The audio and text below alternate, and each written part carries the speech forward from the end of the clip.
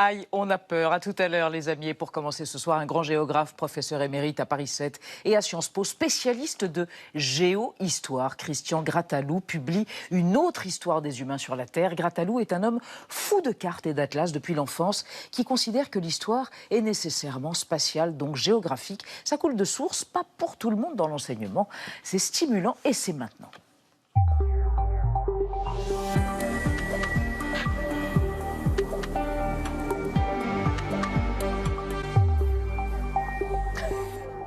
Bonsoir Christian Grattalou.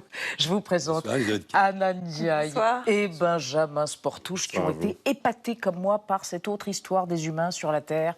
Phénoménal volume avec des atlas et un texte passionnant pour la modique somme de 24 €. Alors écoutez, franchement, pourquoi s'en passer, n'est-ce pas Christian Grattalou? On va découvrir votre portrait réalisé par Gaël Legras et ensuite, mais quand même peut-être juste pour les gens qui nous regardent et qui se disent mais qu'est-ce que c'est géohistoire? J'ai jamais appris ça au collège, au lycée ou à l'université. Non, on connaît histoire géo. Oui, on connaît dans le sens. Oui, géohistoire, c'est un vieux mot qui a été inventé par Braudel, mais maintenant c'est tombé dans le domaine public. Les historiens ne s'en sont pas servis. Mais les géographes, oui. Donc la géohistoire, c'est tout simplement l'étude géographique de l'histoire. C'est simple. Le portrait de Christian Grattalou. Normal Sup, le monde, la géohistoire, c'est la règle de 3 de Christian Grattalou. Né en 1951 à Lyon, il intègre l'école normale supérieure de Cachan à l'âge de 20 ans.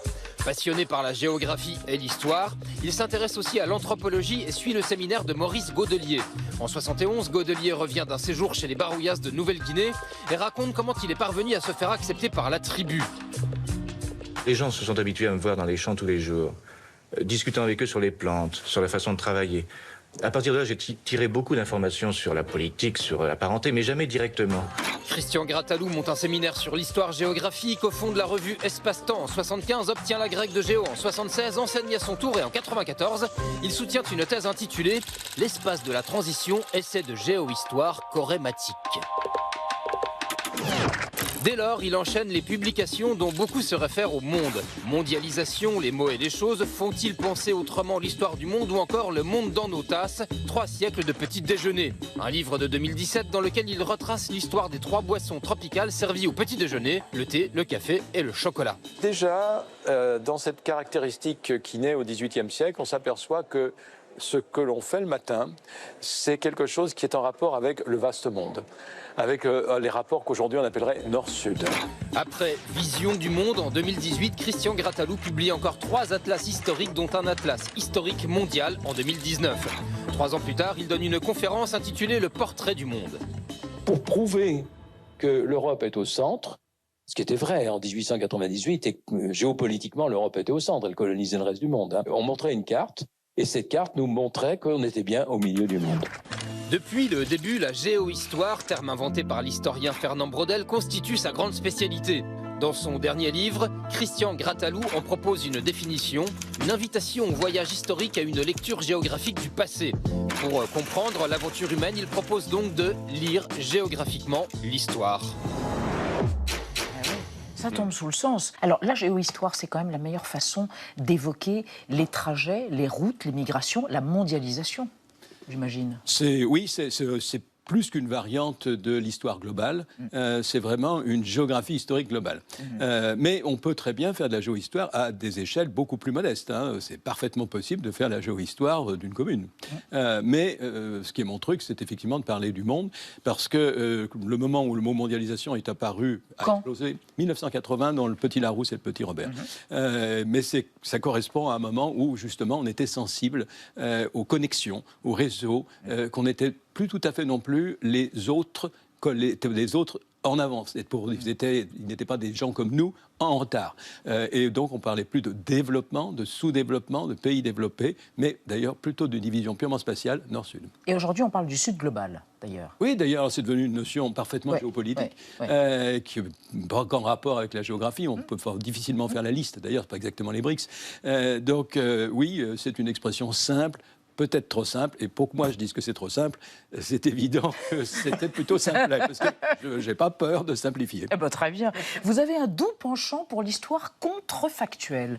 Qu'est-ce que c'est l'histoire contrefactuelle? C'est imaginer que en France, les paysages auraient pu être différents, qu'il y aurait pu ne pas y avoir de chaîne des Alpes entre la France, l'Italie et la Suisse, et que tout aurait donc découlé d'une autre manière, historiquement, anthropologiquement, etc. Alors c'est plus facile évidemment avec la Il enlève ses lunettes, c'est sérieux. Oui.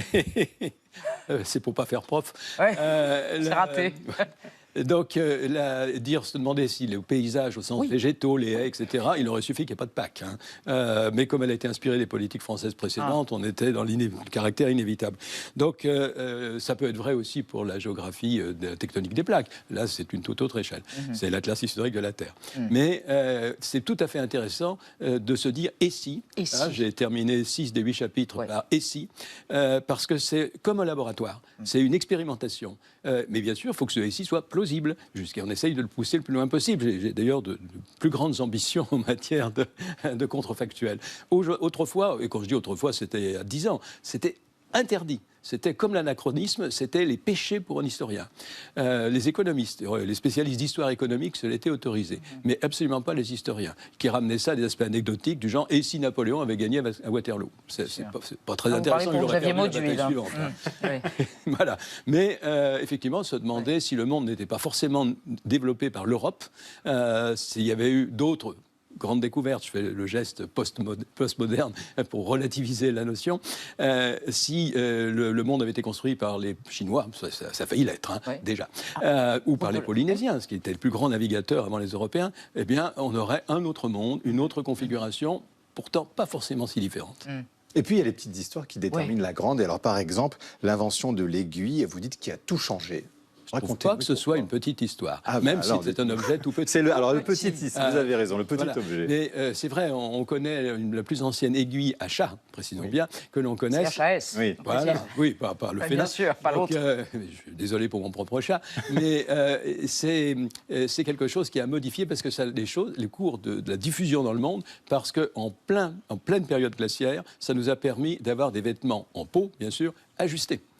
Avec pas de fil, mais avec des tendons d'animaux.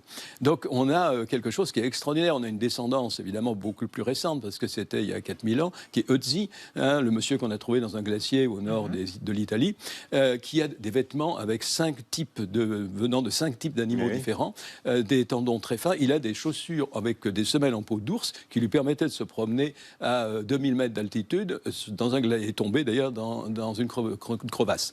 C'est pas parce qu'il a tué, parce qu'il avait 5 flèches ou pointe de flèche plutôt dans le dos. Donc c'est un des crimes, un des cold cases, on pourrait dire, qui vraiment est particulièrement intéressant. Mais c'est une anecdote, ça.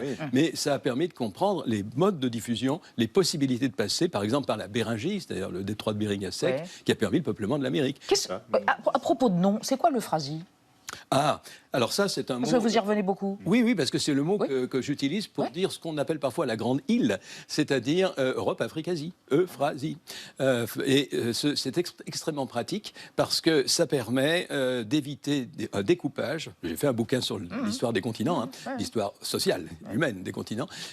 C'est quelque chose qui permet d'éviter ce découpage du monde qui entraîne des tas de conséquences identitaires. J'ai enseigné à Dakar, où l'Afrique, être africain, c'est un sens très fort. Or, je disais souvent à mes étudiants, vous faites coloniser en disant ça, parce que c'est un mot d'origine latine, pour désigner la Tunisie, en gros, l'Ifriqiya arabe, que vous avez, avec un découpage totalement choisi par les Européens, où est l'identité, votre identité là-dedans. Donc euphrasie, parfait, très bien. Alors, vous avez une passion depuis que vous êtes petit pour les atlas, les cartes. On va évoquer avec vous et avec Anna la vente qui a eu lieu au mois dernier, je crois, le mois dernier à Chartres, du plus vieil atlas moderne. Oui, et plusieurs... Une splendeur. Exactement, plusieurs enchérisseurs de plusieurs pays, des Français, des Anglais, des Hollandais, ont bataillé dur pour obtenir cet exemplaire de l'atlas Theatrum Orbis Terrarum, qui a été publié publié pour la première fois en 1570 par Abraham Ortelius. Alors, il était estimé entre 35 et 45 000 euros. Et finalement, il a été vendu à 51 850 euros.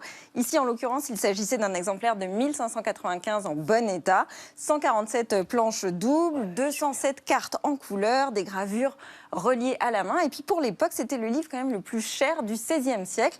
Et pourtant, ça n'a pas empêché son succès. Aujourd'hui, on parlerait même d'un best-seller. Il a été traduit en 7 langues et réédité une trentaine de fois. Malgré quelques petites inexactitudes, cet atlas a en tout cas permis de diffuser au plus grand nombre les connaissances des géographes de l'époque. Et il a posé pour la première fois l'hypothèse de la dérive des continents. Christian Grattalou, dans cet atlas, il y a aussi des légendes de l'époque et quelques annotations sur les mœurs des peuples. Est-ce qu'un atlas, c'est aussi la représentation que l'on se fait du monde à un instant T ? Bien sûr, tout à fait. D'ailleurs, non seulement ça a été le livre le plus cher du XVIe siècle, mais les atlas étaient jusqu'au XIXe siècle les livres les plus chers, parce que ce ne sont que des gravures. Donc, c'est des livres entièrement de gravures. Et certaines sublimes. Et celui-ci est très beau. Des gravures en bois.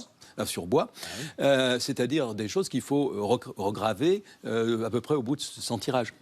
Alors, donc, vous voyez, c'était très cher. Et c'était des grands pros qui faisaient la gravure. Hein. Je me demandais ce que vous pensiez des jeunes générations qui, inéluctablement et irrésistiblement, sont de plus en plus sur les GPS et sur leur téléphone et qui abandonnent les cartes et les atlas. Est-ce que, d'une certaine manière, ce rapport à ce qui est spatial, donc à la géographie, va modifier à terme leur rapport à l'histoire, puisque les deux sont liés? Et est-ce que c'est une de vos hantises, Christian Grattalou, ça ? On ne peut pas aller contre, hein, ça va de soi. Et c'est par ailleurs très pratique. Ça m'arrive de chercher un chemin. Mais vous êtes Christian ce qui me frappe, c'est que maintenant, beaucoup de gens ne peuvent plus donner le chemin. Voilà. Parce que ça suppose une vision spatiale. Voilà. Et ça permet quelque chose que les deux dimensions d'une surface donnent, c'est-à-dire de contextualiser. Et comme il faut contextualiser historiquement et géographiquement simultanément, ça pose un problème. Mais alors, heureusement, le succès des atlas historiques maintenant montre que ce n'est pas perdu quand même. Eh ben voilà, un peu d'espérance en cette fin d'année, quelle merveille. Voilà, la géohistoire avec une majuscule. La géographie, en général, c'est à histoire. Là, c'est à géographie et géo. Une autre histoire des humains sur la Terre aux éditions des Arènes. Merci Christian Grattalou. Merci pour cet enthousiasme et cette petite lueur d'espoir, lumière d'espoir. Et on passe